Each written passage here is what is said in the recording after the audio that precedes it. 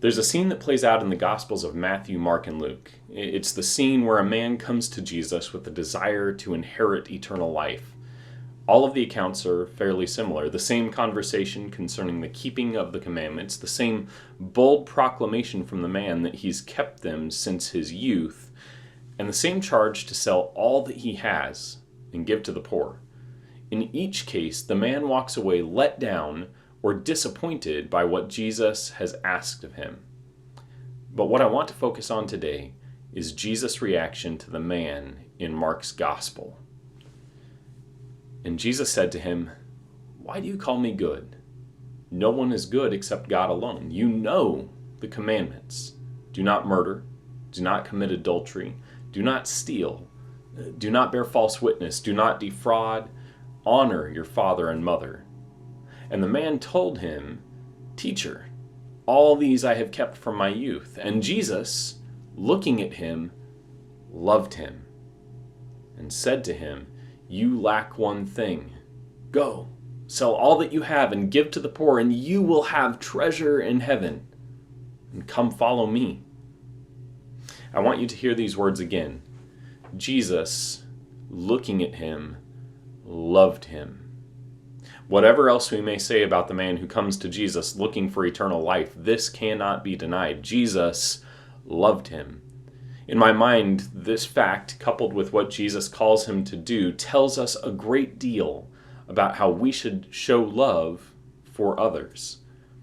Jesus loving the man doesn't avoid the truth that will be difficult for him to hear. He tells him.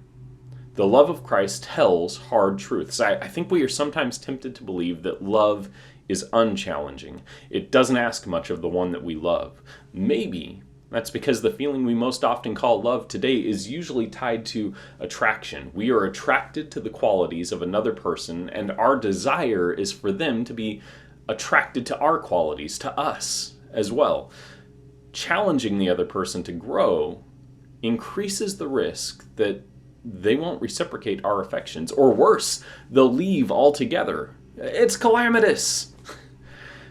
Thinking about this, I'm called back to the anxiety-ridden days of middle school, crushes and the fear of rejection, sweaty hands, walking on eggshells, and overthinking every word I said to hopefully have my feelings shared. It's funny how very different these two experiences of the single English word love are. Jesus' love, the active state of choosing to care for the other man, prompts him to provide real, meaningful guidance.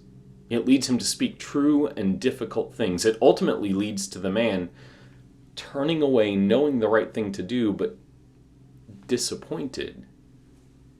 With the full realization that the man may not feel more deeply about him, Jesus tells him what's best. And he does it in a way that is patient, kind, and caring without watering down the truth. There are many hard truths of our faith. The only Jesus nature of it is not the least of those to people who want the path to eternal life to be broader. But it is not loving of us to avoid these hard truths in an attempt to coax good will out of other people. That's not love. That's middle school sweaty hands desperate to be liked feelings. Real love challenges us to challenge others. I love you, and I challenge you today to examine closely if you avoid sharing the hard truths about faith.